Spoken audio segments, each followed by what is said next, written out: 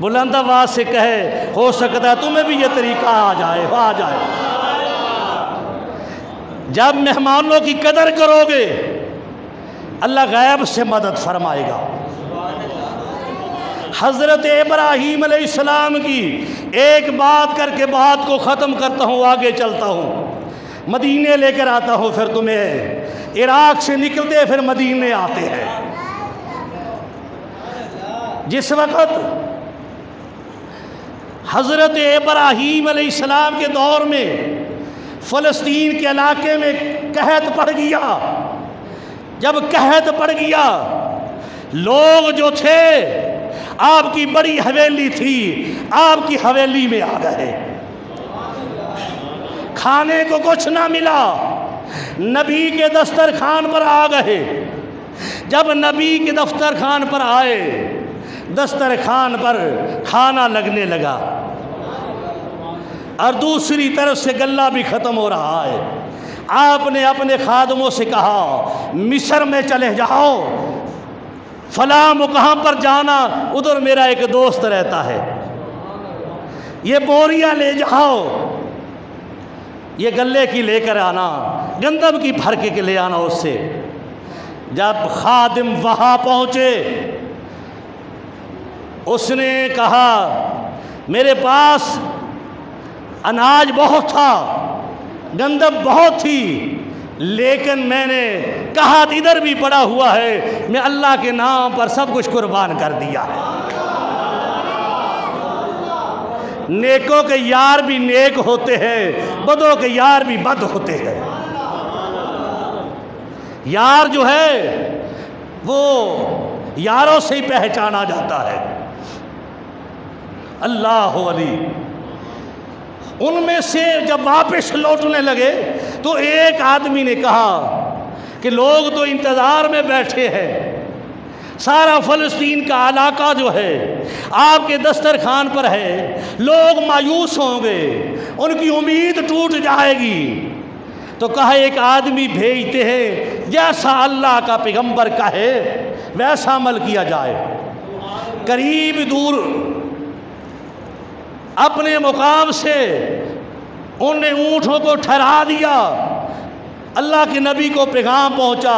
اللہ کے نبی نے کہا نہ خالی بوریاں لے کر نہ آنا، کئی مہمانوں کی امید نہ ٹوٹ جائے۔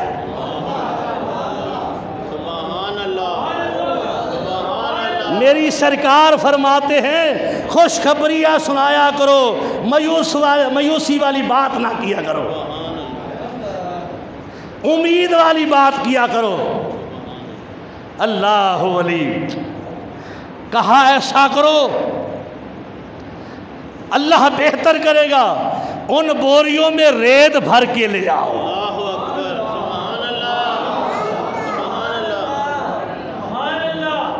ان بوریوں میں ریت بھر کر لاؤ، جب اونٹ آئیں گے یہ اللہ کے عطا کردہ مہمان جو ہے یہ خوش ہو جائیں گے، اللہ خود انتظام فرما دے گا۔ اللہ ولی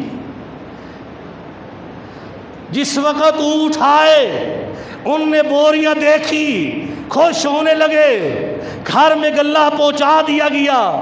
گھر والی اٹھی، نبی کے گھر والی اٹھی، خادمہ سے کہا جلدی جلدی چکی پر بیٹھ جاؤ، چکیاں پر بیٹھ جاؤ، بار مہمان ہے۔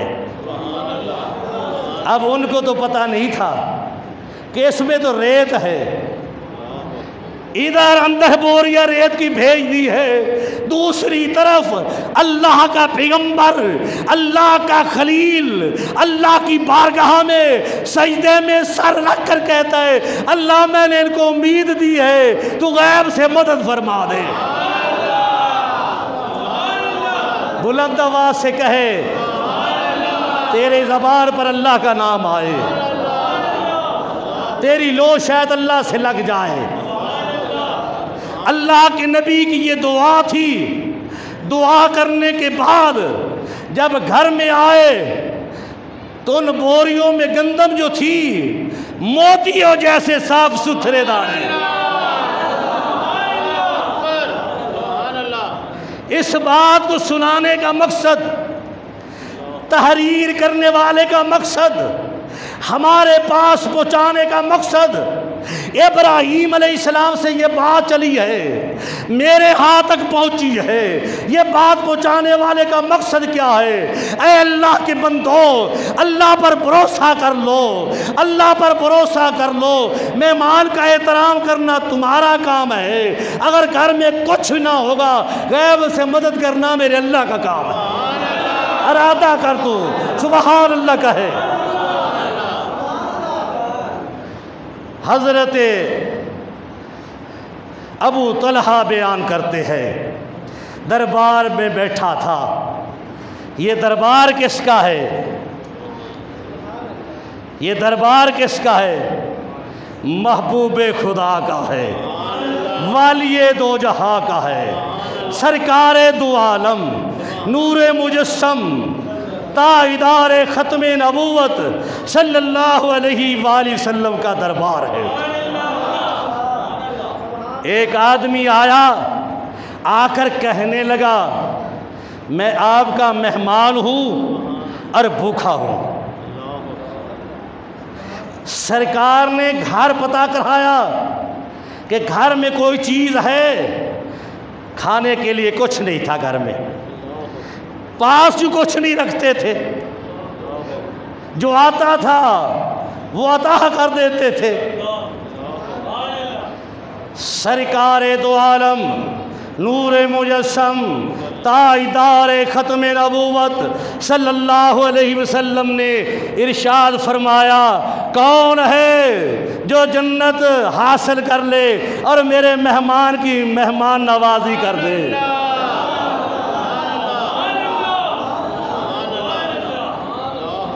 حضرت ابو طلحہ انصاری اٹھے اور سرکار نے اپنے مہمان کو ان کے ساتھ روانہ کیا۔ جب گھر گئے تو بیوی سے کہا آج ہمارا مہمان جو ہے اصل میں سرکار کا مہمان آیا ہے، سرکار کا، سرکار کا، یہ وہ سرکار ہے، فرش پر بھی سرکار ہے، عرش پر بھی سرکار ہے،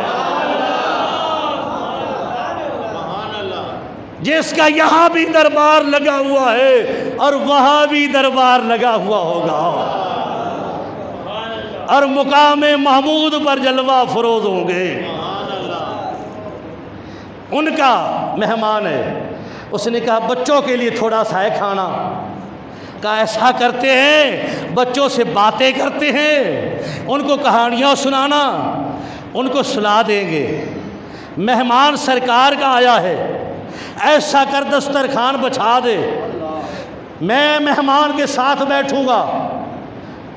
تو یہ بھی سنت ہے جب مہمان آئے اس کے ساتھ مل کر کھانا۔ کہا میں بیٹھوں گا، ایک لقمہ جب اٹھا لوں تو تیرا کام یہ ہے، تیرا کام یہ ہے کسی طریقے سے چراغ کو بجھا دینا، چراغ کو بجھا دینا۔ جب چراغ بجھ جائے گا تو میں ہاتھ اٹھلاتا رہوں گا، مہمان پیٹ بھر کے کھانا کھا لے گا۔ جب وہ کھانا پیٹ بھر کر کھا لے گا پھر چراغ جلا دیں گے، کہیں ایسا نہ ہو وہ مجھے کہے تم بھی کھاؤ اور وہ پیٹ بھر کر کھانا نہ کھا سکے۔